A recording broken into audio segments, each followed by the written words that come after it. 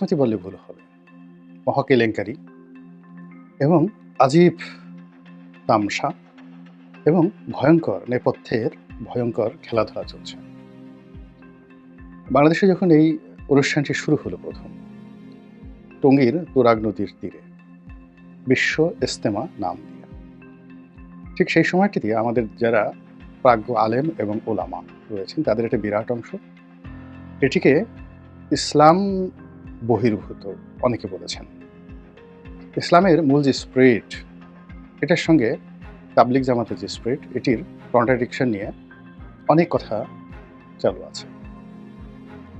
তো দিল্লি থেকে যিনি এই তাবলিগ জামাত শুরু করেছিলেন, তার পরবর্তী বংশধর এখন দিল্লির যে মার্কাজ, নিজামুদ্দিন মার্কাজ, সেটির নেতৃত্বে আছে।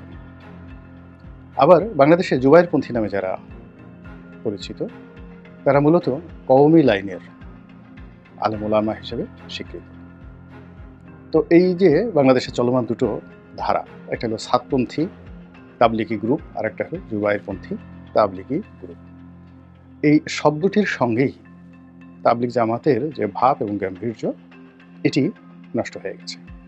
২ নম্বর হলো যে বেশ কয়েক বছর ধরে, অন্তত সেই আওয়ামী লীগ জামানা থেকেই এরা মারামারি করছে।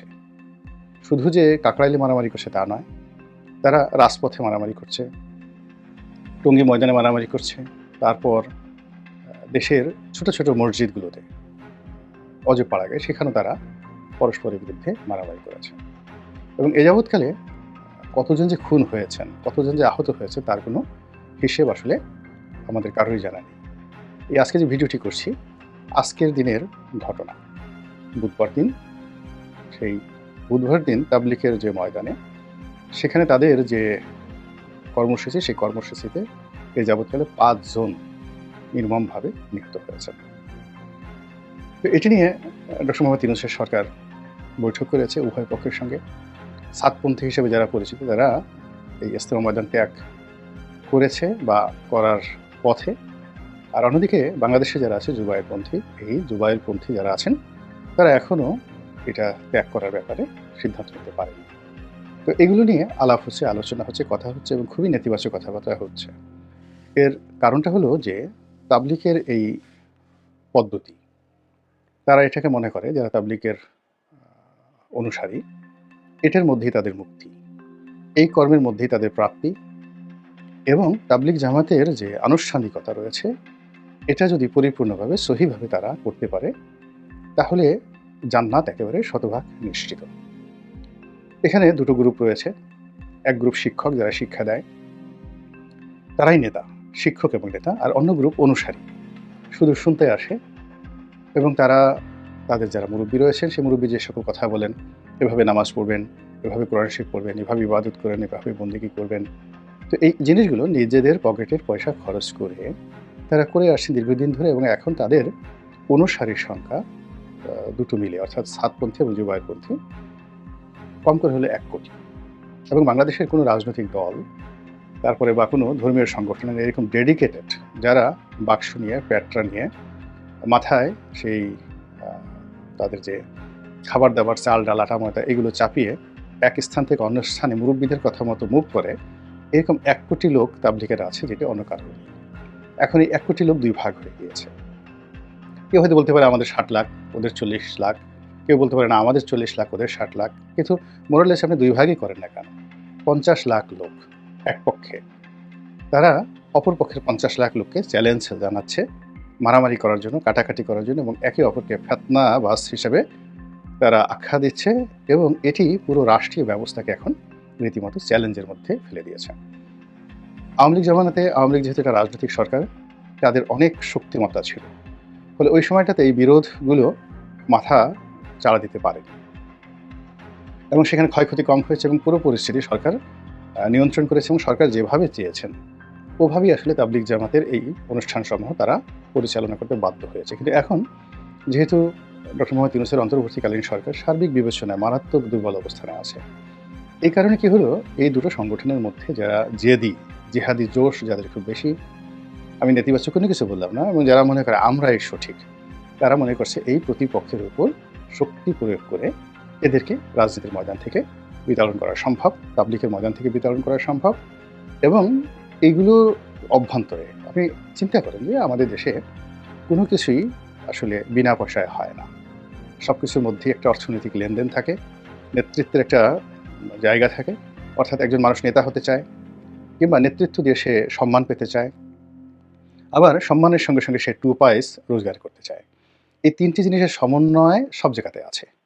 আপনি মসজিদ কমিটি বলেন, কিংবা মাদ্রাসার কমিটি বলেন, মাদ্রাসা প্রতিষ্ঠা বলেন, কিংবা পীর হওয়া বলেন, বড় বড় মাজার পরিচালনা করা, পীর হওয়া হওয়া ইত্যাদি কোনো ঘটনার সঙ্গেই যে অর্থনৈতিক সম্পর্ক নেই, এটা আপনি কেউ বলতে পারবেন না। কোনো পীর আপনি দেখাতে পারবেন না যে সে নিজের পকেটের পয়সা খরচ করে ভক্ত মুরিদানদেরকে বছরের পর বছর খাওয়াচ্ছে, নিজের পয়সা দিয়ে উরুস করছে এবং কোনোদিন কোনো কারোর কাছ থেকে একটা টাকা নেয়নি। এবং যখন এই জিনিসগুলো এসে যায় ধীরে ধীরে, তখন মানুষের নফস কীভাবে কাজ করে সেটা যারা মনোবিজ্ঞানী তারা ভালো বলতে পারবেন, যেহেতু ধর্মীয় সংক্রান্ত বিষয়, এটি নিয়ে কোনো কিছু বলছি না। এখন আমাদের ওয়াজের ময়দানে বলেন, যা কিছু বলেন, এমন সব বিশ্বের সব ঘটনা ঘটছে। এক পীর সাহেব তাকে দাওয়াত করে নিয়ে গেছে, পীর সাহেব না, ওয়াজে বক্তা, সে ভীষণ রকম জনপ্রিয় এবং বিতর্কিত। এখন নিয়ে তাকে মঞ্চে উঠিয়ে সারা রাত ওয়াজ করালে করে তাকে 1 পয়সা দেওয়া হলো না, উল্টো তাদের গাড়িটা ভেঙে দিল এই কারণে যে তার বক্তব্য ভালো লাগেনি এবং তিনি বিরুদ্ধ কথা বলেছেন, এই জন্য তার একবার গাড়িটা ভেঙে দিল। আর এক বক্তা, তার সমর্থকরা কি নিয়ে ঝগড়াঝাটি করলো, ঝগড়াঝাটি করার পর সেখানে মারপিট হলো, মামলা মোকদ্দমা হলো এবং সেই পীর সাহেব বিলের মধ্যে দিয়া জিহাদি মানে জোশ নিয়ে দৌড়ে তিনি সেখান থেকে পালিয়ে এলেন।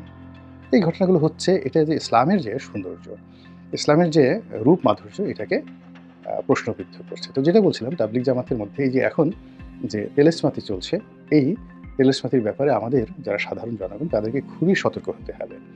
একটা জিনিস বুঝতে হবে যে ইসলামে সত্যিকার অর্থে অলৌকিক যে বিষয়গুলো আছে, এই বিষয়গুলো নিয়ে খুব বেশি বাড়াবাড়ি করার ব্যাপারে আল্লাহ রাসূলের সরাসরি নিষেধ আছে। আল্লাহ রাসূল এবং তার সাহাবায়ে কেরাম যা করেছেন সব কিছুই প্র্যাকটিক্যাল। যুদ্ধ প্র্যাকটিক্যাল, অর্থনীতি প্র্যাকটিক্যাল, সংসার জীবনযাপন করা সবই প্র্যাকটিক্যাল।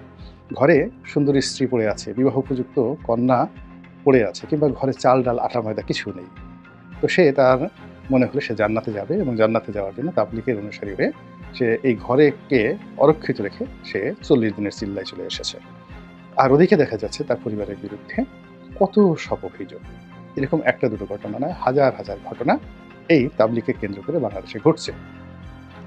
এবং এই ঘটনার প্রেক্ষিতে আমাদের দেশে যারা সুন্নিপন্থী আলেম ওলামা রয়েছেন, যারা নিজেদেরকে আহলে সুন্নাত ওয়াল জামাত বলেন, তারা এই পুরো তাবলিগের যে প্রক্রিয়াটি, এটিকে তারা নিরুৎসাহিত করেন যে এটা হওয়া দরকার নেই এবং এখান থেকে ইসলামের একটা বড় ফিতনা তৈরি হতে পারে। এরপরে বাংলাদেশের বৃহত্তম যে সংগঠন যেটা জামায়াত ইসলামী বাংলাদেশ, তারাও এই তাবলিগ জামাতের এই মতাদর্শটাকে একদম পছন্দ করেন না। তারা কৌশলগত কারণে হয়তো বলেন না, বাট তারা যদি কখনো রাষ্ট্র ক্ষমতায় আসে, তার পরের দিন টঙ্গীর তুরাগ নদীতে কোনো তাবলিগ জামাতের অনুষ্ঠান হতে দেবে না। এটা তাদের একটা একেবারে মোরাল ডিসিশন। তো এটা নিয়ে দেখা যাচ্ছে যে বাংলাদেশের মধ্যে অনেক ভিন্ন মত আছে এবং সেই ভিন্ন মতের পেছনে ইসলামের অনেক গুরুত্বপূর্ণ ইতিহাস আছে। ইসলামে দেখা গেল যে একটা ব্যাড কালচার, অপসংস্কৃতি, যেটিকে অনেকে ফিতনা বলেন, এটা শত শত বছর ধরে ধীরে ধীরে বাড়তে থাকে এবং বাড়তে এমন একটা পর্যায়ে এসে যায় তখন সেটাকে নির্মূল করা ছাড়া কোনো উপায় থাকে না। যেমন ধরুন, ইসলামের অন্যতম একটি বা মুসলমানদের ইবাদতের প্রধানতম একটি যাকে বলা হয় অনুষ্ঠান হলো হজ, স্তম্ভ। এখন তাবলিগের যারা সাধারণ, আমি তাবলিগের যারা মুরব্বী আছেন, শিক্ষিত জন আছে, তাদের কথা বলছি না। গ্রাম বাংলা আমরা খুব ছোটোবেলা, আমরা তো একেবারে গ্রাম থেকে এসেছি এবং গ্রামে আমাদের সেই শৈশব থেকে দেখে আসছে যে এরা দলে দলে তাবলিগ করার জন্য বিভিন্ন গ্রামের মসজিদে যায়। সেই 70-এর দশক থেকে তারা এই কাজগুলো করে আসছে। তো তারা সেখানে রান্না করে আমরা দাঁড়িয়ে দেখতাম, ছোটো পোলাপান সেগুলো আমাদেরকে আদর করতো, মাঝে মাঝে খাওয়াতে খুব ভালো লাগতো। তো তাদের বক্তব্যের যে সাধারণ যে আবেদন, সেটা হলো এই তুরাগের ময়দানে যদি আসে তাহলে আর হজ করার দরকার হয় না, এখানে হজের সওয়াব পাওয়া যায়। এখন এটা আমি কিন্তু আগেই বলেছি যে কোনো সিনিয়র কেউ বলেনি, দায়িত্বপূর্ণ কেউ বলেনি, কিন্তু গ্রাম বাংলায় আমি সেই 70-এর দশকে এই ধরনের কথা অহরহ শুনেছি। তো মানুষ চিন্তা করে যে ঠিক আছে, হজে যেতে পারবো না, এখানে একটু যাই। এরপরে মানুষের মধ্যে কাজ না করার একটা প্রবৃত্তি, পরিশ্রম না করার একটা প্রবৃত্তি, সারাদিন জিকির করেন, আজকার করেন, মসজিদে বসে থাকেন, মসজিদে বসে আপনি বায়ু ত্যাগ করেন, এরপর আপনার স্বপ্নদর্শক